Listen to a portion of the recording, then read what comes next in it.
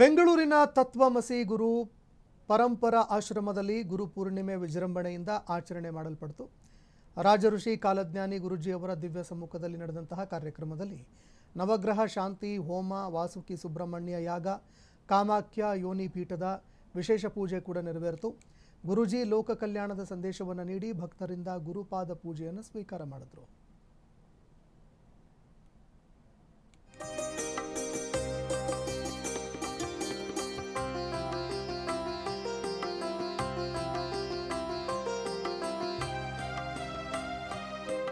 ಬೆಂಗಳೂರಿನ ತತ್ವಮಸಿ ಗುರು ಪರಂಪರಾ ಆಶ್ರಮದಲ್ಲಿ ಗುರು ಪೌರ್ಣಿಮೆಯು ಅತ್ಯಂತ ವಿಜೃಂಭಣೆ ಹಾಗೂ ಭಕ್ತಿ ಭಾವದಿಂದ ಆಚರಿಸಲ್ಪಟ್ಟಿತು. ರಾಜಋಷಿ ಕಾಲಜ್ಞಾನಿ ಗುರೂಜಿ ಅವರ ದಿವ್ಯ ಸಮ್ಮುಖದಲ್ಲಿ ನಡೆದ ಈ ಮಹತ್ವದ ಕಾರ್ಯಕ್ರಮದಲ್ಲಿ ನೂರಾರು ಸಂಖ್ಯೆಯಲ್ಲಿ ಭಕ್ತರು ಹಾಗೂ ಶಿಷ್ಯಂದಿರು ಪಾಲ್ಗೊಂಡಿದ್ದರು.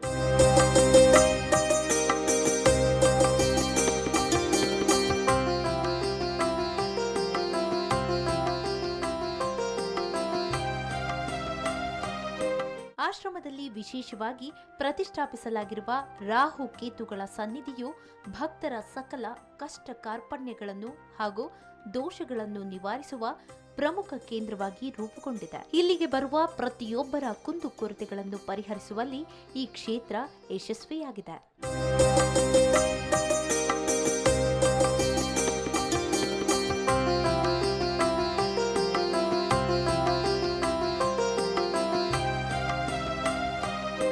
ಆಶ್ರಮದ ಪ್ರಮುಖ ಆಕರ್ಷಣೆಯಾದ ಶ್ರೀ ಕಾಮಾಖ್ಯ ಯೋನಿ ಪೀಠವನ್ನು ಈ ವಿಶೇಷ ದಿನದಂದು ಅದ್ಭುತವಾಗಿ ಮತ್ತು ದಿವ್ಯವಾಗಿ ಅಲಂಕರಿಸಲಾಗಿತ್ತು.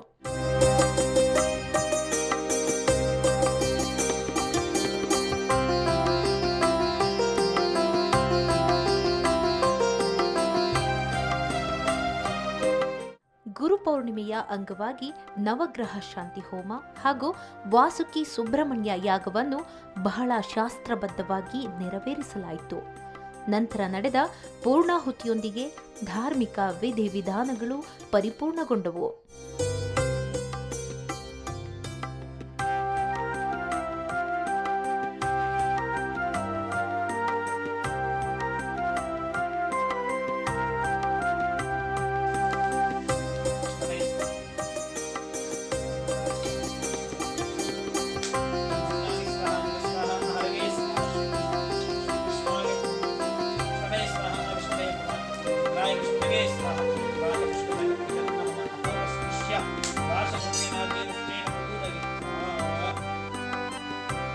अग्ने समिदस्तप्त जिह्वा सप्तर्जगस्तप्तदाम प्रियाणि सप्तहोत्रा सप्तदात्ताय सप्तगो नीरापणस्व कृतेरस्वाहा अग्नगे सप्तमतय विदन्नमम अत पूर्णाहुतिः.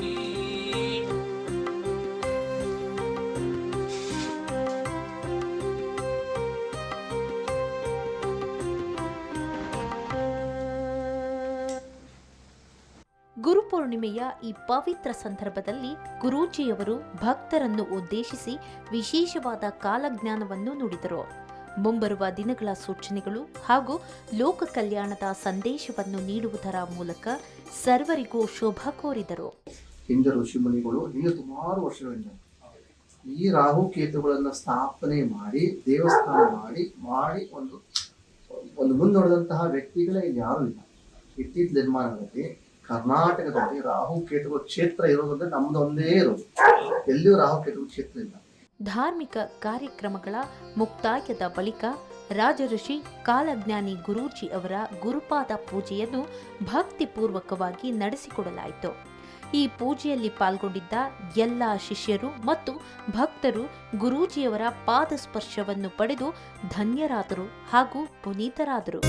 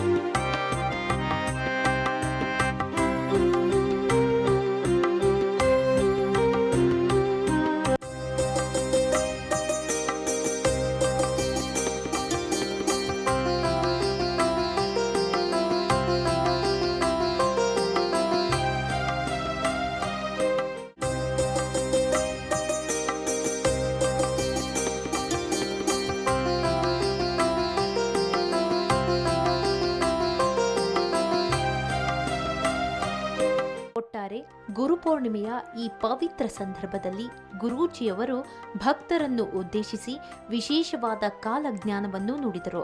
ಮುಂಬರುವ ದಿನಗಳ ಸೂಚನೆಗಳು ಹಾಗೂ ಲೋಕ ಕಲ್ಯಾಣದ ಸಂದೇಶವನ್ನು ನೀಡುವುದರ ಮೂಲಕ ಈ ವರ್ಷದ ಗುರುಪೌರ್ಣಮಿ ಪೂಜಾ ಕೈಂಕರ್ಯವು ಅತ್ಯಂತ ಯಶಸ್ವಿಯಾಗಿ ಹಾಗೂ ಪರಿಪೂರ್ಣವಾಗಿ ಸಂಪೂರ್ಣಗೊಂಡಿತು.